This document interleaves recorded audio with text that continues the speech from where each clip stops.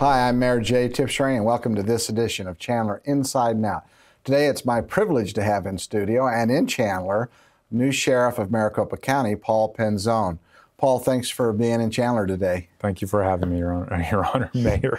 I just made you a judge, see? That's a thought. Anyway, thanks for being here. I think we'll spend the next half hour learning a little bit about you, learning a little bit about the Sheriff's Office and what have you. So I think you took office in January. And some people may not be familiar with your background. So maybe just bring people up. They've probably heard of Paul Penzone, the new sheriff, but what your background and Sure. where you came from and your experience and all that stuff. Well, thank you for the opportunity to be on the show and to speak about that. I was born in New Jersey, but came here as a young man. So I grew up in Maricopa County and saw it grow and expand and develop. I went to high school here locally, went to NAU, but then I became a Phoenix police officer just out of college. I spent 21 years there, and I worked a lot of different capacities to include undercover and on a federal task force. But most folks, when they had the opportunity to really engage with the community, it was during my tenure at Silent Witness. I spent 7 years with Silent Witness, and I think that experience really helped prepare me for this role from the aspect that I worked with every agency around Maricopa County on unsolved cases and wanted fugitives and other high-profile issues. And it wasn't just law enforcement, it was working with elected officials like yourself, because if you were dealing with a challenge here, say it was a child molester or a serial criminal in some capacity, we would try to support that effort. And whenever we're representing another community or municipality, we need to make sure that our efforts are aligned with your mission and your vision for your community. So I think that experience really helped me prepare for being the sheriff and having relationships in place across this entire valley, because it's very big. Was the Silent Witness part of your duties as the Phoenix Police Department, or were you loaned out to do that, or how did that work? No, it was actually the final assignment that I had while with Phoenix PD, and Phoenix PD oversees that program, but it's a countywide program. So we had extended the offer to all different law enforcement agencies if they wanted to send detectives to come work in partnership with us. But we served every community, and it's run by a nonprofit board. Right. So it is definitely the county's program, but Phoenix PD happened to be the organization that could staff it when it was upon inception and really run the organization. So how many years did you have with the department again? 21 years with Phoenix PD, and then when I retired, I went on to become the vice president of a national nonprofit called Child Help. Okay. And they provide care and support services and education for child victims of crimes like sexual abuse, and neglect, and I oversaw the prevention programs, but also the governmental affairs. You won a nice award when you were serving on the U.S. Drug Enforcement Task Force. Tell us a little bit about that task force and the awards you won and what it was for. Sure. I actually worked undercover for 6 years, the first 3 street-level narcotics, so within basically the city of Phoenix, and addressing issues of some of the lower-level to mid-level drug distribution. So, you know, when you have someone who's concerned because I think there's a house on their street where someone's dealing drugs, our job was to go out there and try to address that. After the first 3 years, I was transferred to DEA on loan from Phoenix as a task force agent, and I was the lead investigator on what's called a wiretap. And I know nowadays a lot of folks are familiar with the show The Wire, and they get depictions of what occurs, but we had targeted a group that was responsible for a lot of distribution of methamphetamine throughout our community. And the whole case took probably from beginning to end maybe a year and change, but we ended up dismantling an entire organization. It was a federal wiretap, so it was prosecuted through the U.S. Attorney's Office. But we dismantled the organization and made a considerable number of arrests and seizures. And I was blessed and fortunate enough that the assistant U.S. attorney who prosecuted that case nominated me, and I was rewarded with that recognition. Yeah, so strong law enforcement background on your part in a lot of different areas. So that was, and forgive me for interrupting there, but that was definitely the part of the job that I prided myself on most and enjoyed most, was getting out on the streets and getting bad people off the streets. Yeah. That's one of the primary responsibilities. Absolutely. And when you were in Phoenix, I think you mentioned to me that you worked with our former chief of police here in Chandler, Sherry Cuyler, who came to Chandler from Phoenix. She was exceptional with Phoenix PD, a role model for many of us. Just a very disciplined, professional, smart, hardworking lady. A considerable leader, yes. And after she left Phoenix PD, I know she became the chief of police here and did an exceptional job. And now, ironically enough, or coincidentally enough, she's part of the monitoring team within the sheriff's office under the federal government to assist us in getting into compliance and adhering to those court orders that we're under currently. So everything kind of comes full circle, but it's always a pleasure to work with her. Yeah, interesting. Yeah, and I read about that you guys are being monitored because of some past stuff with the prior administration and what have you. Yeah, and I think that's the biggest challenge for the office right now is the complexities of adhering to those orders, which are important because they're helping us to become a more disciplined department relative to the deficiencies or even the laws that were violated in the past. So it's difficult, it's expensive, but it's necessary, and we need to really work hard to see if we can work with the courts, the ACLU, the DOJ, and the monitors to more quickly streamline this, because your community is affected. You know, although the county, our responsibilities are primarily unincorporated areas or those under contract, you have your own municipal law enforcement office, but taxpayers in your community are still, contributing to the county in other ways, and with tax dollars being spent, it affects all of us and affects all of our safety. Absolutely. So you did all this police work with Phoenix, you did the task force, you did the silent witness. At some point you retired and you did the child help. What then made you say, because this was your second run for the sheriffs, what made you decide to run that first time? What was that all about? Or I just always believe that if you're unhappy with something, you have a choice to either complain or be part of the solution, be willing to step up and want to make the difference. And I used to jokingly say that it was my wife who challenged me because she heard me complaining and said, stop complaining and do something. So I just felt that law enforcement should represent something different than what was being represented by my predecessor. And that doesn't mean he was right or wrong or mine is better or worse, but I just felt like law enforcement should represent what's greatest about us, and it should be this selfless service that doesn't draw your attention unnecessarily, but that if you have a need or a concern, they're going to be there for you. And I thought that the taxpayer dollars that were lost and some of the violations were unacceptable. So in 2012, I ran and barely lost. There were actually 3 candidates at that time, and lost by about 5 points. Close. And I did not expect to do it a second time. But again, I go back to my wife, who happens to be a big Rocky fan. And she said, this is like Rocky 2. And Rocky wins in the second one, so you got to go finish this. And I'm glad that I did. I really am. Well, congratulations on that. Thank you. So let's talk a little bit about the sheriff's offices, because it's one thing, you go through the election, you get elected. We've all been through that are elected. Then you get into the job, and maybe tell the public a little bit about what the sheriff's office does, because I think most people are aware of their local police department, and they maybe understand, each county has a sheriff, but talk about your office and things you're responsible for. You have a huge department, as we were talking before we started filming. I mean, it's a significant budget, a lot of people. So chat with us a little bit about that. I think that might be the most important question that anyone could ask me, and I mean that genuinely, because I don't know that everyone truly understands the role of the sheriff's office. So, in areas that are incorporated, such as your own, you have your own municipal law enforcement office that can provide services on your behalf. Well, there are portions of the county where they do not have that. They're unincorporated, or they're smaller communities such as Fountain Hills, Guadalupe, where they don't have their own law enforcement services, so they contract with the sheriff's office. So we provide traditional law enforcement services to those areas to fill in the voids, the gaps, where they don't have the services readily available, or they're not willing to make the commitment in that manner. They would much rather put us under contract to provide services. So that's the part that's most highly visible. And in that role, we must be a good partner to all other agencies relative to the work that we do, because the last thing you want to see is 2 agencies crossing paths on the same focus and not working collaboratively. So we have to be respectful to our other partners and be supportive of their needs. The part that's not viewed, the biggest part, you can almost compare it to an iceberg. You see the tip out there, but the bigger portion is actually detention. We have a $400 million budget, 3,500 employees, and 70% of that is in detention. As a matter of fact, earlier today, I was at one of the detention centers touring and had a chance to see the officers at work inside the jails and the difficulties, because it is a challenging environment. And if I could do any one thing, it would be to help the community understand how difficult their job is, how committed they are, and professional and hardworking, but that is an element of our society that we often take for granted, but can never show enough appreciation for their sacrifice and the dangers they face inside the jails, while trying to care for people who have drug addiction, mental illness, dealing with the anxiety of being incarcerated, or just flat out are bad people who are criminals and are violent and want to harm others. So that is the biggest part of this organization that I think is often not seen. Right. It's interesting. In detention, and I'm learning a lot just talking to you.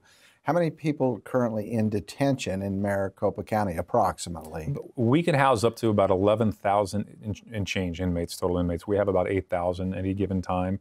And that number has been pretty consistent for about the last 10 years, I would say. Right. But the transfer of inmates in and out just on a regular basis, day in and day out, is tremendous. I bet. And then we have different sections because although it's a jail and not a prison, we do have sectors where it is specifically for those inmates that are most high risk, and that's because of their historical history of violence or crime or gang affiliations and other factors. So it is not to be taken for granted. It is not just low-level crimes. It is everything from a misdemeanor crime to people who are in there with serious offenses who maybe have not yet been sentenced or not yet gone through trial, but the dangers they pose to our community are considerable. Yeah. So you've been in office since early January. You've made the rounds, and it sounds like you have a really good group of employees. You got 3,500 employees, Yeah. but it sounds like you feel really good about where you're at with them. I do, and that's the part that, a lot of folks who don't get a look inside and wanted to see change in that office, and they'll approach me and say, hey, what was the worst thing you saw, or what was the biggest skeleton in the closet? And I tell them, that's not what I saw when I went through the door. What I saw were tremendous men and women who want to do the job the way that they were empowered to do it, who want to be in a position where this community appreciates and understands their sacrifices and wants to be viewed as members of this community who care about it. And they have welcomed me with open arms, worked very hard, and we've addressed some very serious issues. We've made some dramatic changes in the hierarchy, and oftentimes for those who were impacted, it's not comfortable, it's not fun. But the promotions that we made were men and women who, by their own peers' opinions, were the true leaders in this organization that they wanted to see in those roles. So it's been a very, very positive experience for me, even with the challenges that we've faced. Right. and some of the circumstances that are going on publicly. I could not be more blessed or more fortunate to be the sheriff. Right. And a lot of the detention, are they, the buildings downtown where the bulk of that detention occurs? There's some, and then over off of Durango, we have other facilities.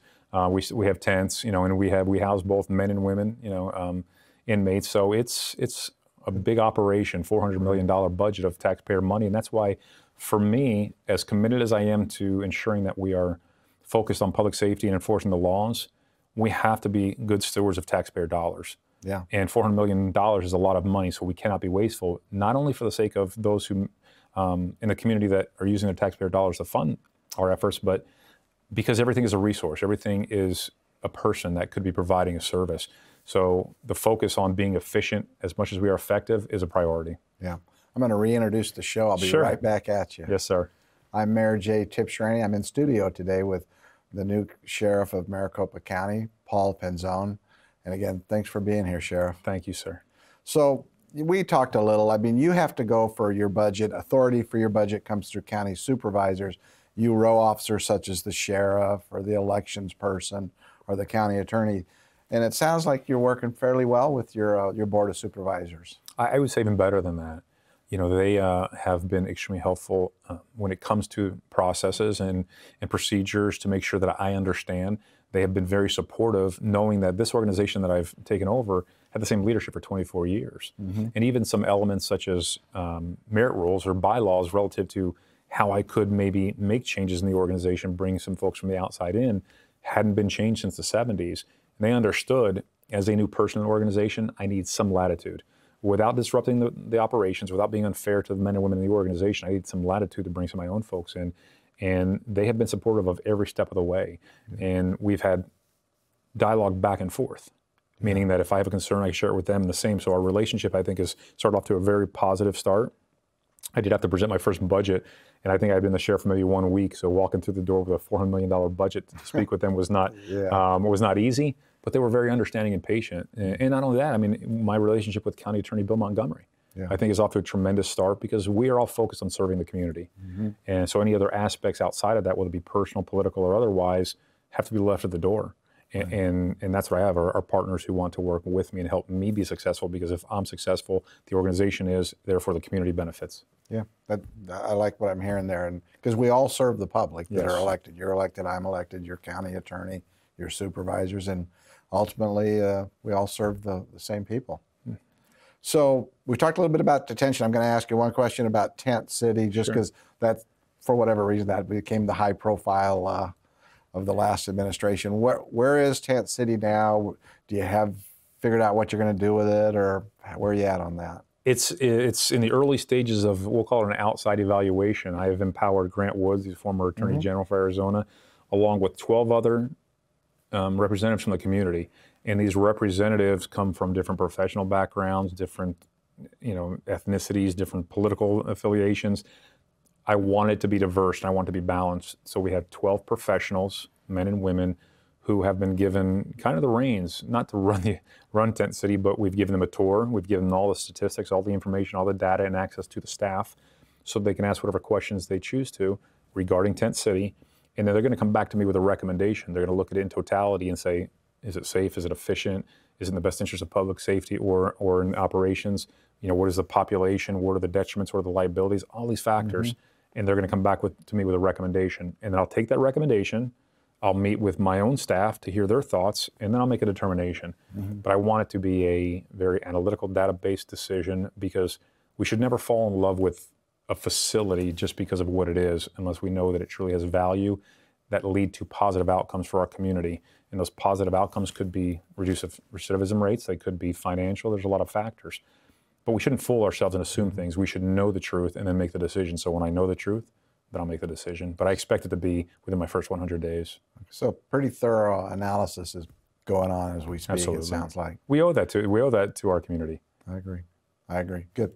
I know during the campaign you talked a lot about community outreach and stuff. Do you want to share any thoughts on community outreach, maybe some stuff you're doing or plan on doing, if you've put that plan together? We have, and I think that is a very important issue to speak of. Historically, we've had a challenge with relations in the community in some particular areas, and I think it would be ridiculous for me not to acknowledge that the Hispanic community and the Sheriff's Office have had challenges. That's why we have federal monitors, because of failures from the Sheriff's Office. We immediately expanded the community outreach. I brought some folks in, and I also utilized some members that were already with the organization, and we are meeting with leaders throughout the community on a regular basis in an aggressive manner. But I want to be clear about something. Oftentimes, just like you and I meeting today, those who are fortunate enough to be in a position of authority within a community are the ones who get the meetings or take the meetings. We're meeting with the folks that are in the neighborhoods and on the streets, those who oftentimes their voices are never heard but are most impacted. And we're trying to restore trust by starting with transparency and reaching out and listening, not talking, but listening, so we can really understand what their concerns are and what the perceptions are, and then responding with ideas or solutions. But we can't fix this alone. We have to have a community that is embracing and willing to support our effort to restore this relationship, because if we keep the barriers up, we won't get anywhere. It's going to take time, but it's definitely a priority. And we're trying to be pretty creative. We started a few of our advisory committees with community members to make sure that they have a partnership with us internally. Not that they're going to dictate policy or operations, but they are going to be embraced as a member of the organization regarding an opportunity to partner with us in efforts to fix things. So would that, do you think, be your number one challenge moving forward, is that community outreach and building back those relationships, or do you have something else that's right up there with maybe the biggest challenges facing the Sheriff's Office? I'd say it's 1A. And the reason I say it's 1A is because the compliance element is absolutely the most overwhelming aspect of getting the organization back on track. And the reason it's 1A is because the compliance is there due to the failures with our community that we serve. So we have to recognize that and embrace it and address it as an immediate priority, so that we can overcome the deficiencies that led us to compliance. But let's be honest, your own police department or any other, we're never successful if the community doesn't believe in us. Right. We're never successful if the community doesn't feel confident they can come forward with information or reporting crime. We're never successful when we need new cars, new computers, new tools, additional officers. If the community is not willing to pass a bond or accept something, knowing that we're growing in size. As an example, Maricopa County is not getting smaller. Yeah. In the future, we're going to continue to grow, which means that we're going to need more deputies and more detention officers and more resources and civilian employees, and that requires more dollars. So we have to be honest with ourselves and say, we serve you. At the same time, we need your partnership to give us what we need to be good at what we do. Yeah, good. Sounds like you've been busy the last 6-7 weeks. It hasn't been boring. Yeah. So as you've gotten into it, and again, we're real early in your administration, have you made some structural changes or changes to the structure that you want to share with us? I have. Initially the old structure of the organizational chart had the sheriff with really just 2 direct reports, And then there were a few more folks, and then it kind of trickled down through the organization. I divided the organization up into 6 pieces, and in those pieces, 4 of them are really on the enforcement side, like whether it be detention, special investigations, patrol, different divisions, and then more on the administrative side where we have maybe internal affairs and training, and then we have human resources and accounting and things of that nature. So there is a new position called Chief of Staff, and it's actually special counsel assigned to me through Bill Montgomery's office, through a county attorney's office. And that individual is actually an attorney who has an expertise in ethics and compliance. And she oversees the 2 aspects I spoke of that are more of the non-enforcement areas, while also facilitating oversight for these court orders. And then my chief deputy, who is my number 2, Ben Henry, is a retired commander from the Phoenix Police Department. He is second, in command of the organization after me, and he handles all the enforcement aspects day in and day out. So what I wanted to do was have more oversight and checks and balances at all tiers. The level below them is where I said I divided the organization into 6 pieces, as opposed to in the past, I think it was 2 or 3, because I want to make sure that we have a balanced scale in the organization and that there is more of like peers interacting and having oversight for the best interest of overall success. Yeah. So it sounds like you'll have your direct reports, and you've got a new organizational structure going on. And what's going in process now, forgive me for interrupting you, but we're looking now at the organization to make sure that we're balanced with our resources, where we've allocated those, that in the areas that we patrol, we have enough deputies, because it's most critical that they have enough deputies on the street to stay safe, and then how we're supporting those deputies with other resources like investigators, and that we become an organization that is exceptional at a select number of things we do, as opposed to being poor at a multitude of responsibilities that maybe aren't necessarily things that we should be engaged in. Yeah, good. If you could tell the viewers one thing that you would like them to know about the organization as you see it now, what would that be? I think that in short order, in a few years, the organization is going to be one that for too long has been scrutinized and criticized for actions, into one that it will be a point of pride that when you travel around, people won't be talking necessarily with the sheriff. They won't know my name, and that'll be a good thing. But they'll know that there's a sheriff's office here that is one of the best in the nation, because they are ethical and professional, and they go to work every day with just pride in what they do. And it's not just those on the street, it's those in the jails who are already doing an exceptional job, but we haven't told their stories. We haven't made it about them. And as you spoke of earlier, we serve others. And when we're fortunate to be in leadership, it shouldn't be about us. It should be about what we're doing to ensure that those who work with us or for us are successful. And that's going to be the change in the story. Yeah. I know one thing here we're all concerned about, and we had an incident in Chandler a year or so ago, is the safety of our law enforcement officers, all of your people on the street, all of our police folks that are on the street. Because there seems to have been more of a thing in this country with violence against police officers, law enforcement officers. And any thoughts on that trend in general and what you guys see at the county, and maybe anything you're doing to keep your folks aware of how dangerous it is? Well, first and foremost, we need to be intolerant. We cannot tolerate or accept that a community would want to lash out in violence against law enforcement. And I recognize that there are those narratives that try to justify it because people are concerned about overly abusive law enforcement actions. We have the responsibility to make sure that when those things occur, that we evaluate them fairly, and whether it's someone who made a mistake or did something very bad, that we hold them accountable, that the community knows that we did thoroughly investigate and we're transparent, but that we represent the community. And if you're not happy about it, no different than when I ran for sheriff, then I challenge you to become a deputy or to become a detention officer and be a part of this community that has a responsibility greater than you could imagine. Because ultimately, your law enforcement community should represent what's greatest about the community at large, our commitment to serve you. And we need to appreciate and respect that. And it has to be earned, but it should be something that we pride ourselves on. Now, the challenge that we face sometimes would be that minority communities are unfairly treated in some capacity, or they're isolated incidents that represent that. We can't allow those incidents to reflect the overall relationship. We have to be invested in each other. But we need the community to stand by our side. Yes. You know, when we're facing scrutiny or criticism, we need to know the community is with us and saying that's not okay. Violence is not going to solve the problem we have. We're going to work together to get it solved. So those are issues that have affected other communities far more dramatically than our own. But if we're not careful, we could be in that same situation. And when it comes to the safety of officers and loss of life, I think there were 21 officers killed in the line of duty during my time with Phoenix PD in 21 years, right around that number. There's no other industry in the world, other profession where you go to work every day and there's a possibility that your peer, your colleague may die that day.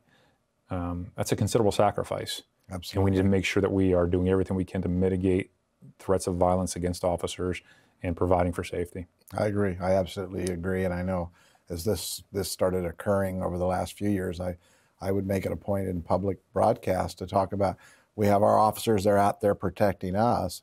We need to also watch their back also out there. And so it's getting our community aware that, yeah, we like our police officers and we want to protect them just like they're protecting us. And we just have to be cognizant. It's a different world we live in now. We have to. It's hard to go to work, you know, when I see these men and women, young men and women now, because I'm older, if they know you believe in them and you appreciate what they're doing, they will, you know, run towards gunfire every day of the week to try to save someone as opposed to running away from it. But when they feel unappreciated and dismissed or scrutinized or criticized unfairly, it's hard to keep morale up. It's hard to keep passion in an organization where it's critical. It's critical that they have confidence that what they're doing is for somebody who appreciates what they're doing. Yeah. And we can never overlook that. Yeah, thank you. We got about 2 minutes left. Anything you want to close with our How audience? can we help your community and your police department? You know, what could we do in partnership to support your efforts? Not get in the way, but support your efforts. We have our Chief Duggan, who you great know man, yes, absolutely, yeah, from Scottsdale PD initially, and he's doing a tremendous job. And I'll tell him that you and I have met and talked a little on TV here, and that you're open to working with him, and he's very collaborative, just like it sounds you are. And if there's an opportunity to do things, we will absolutely do it.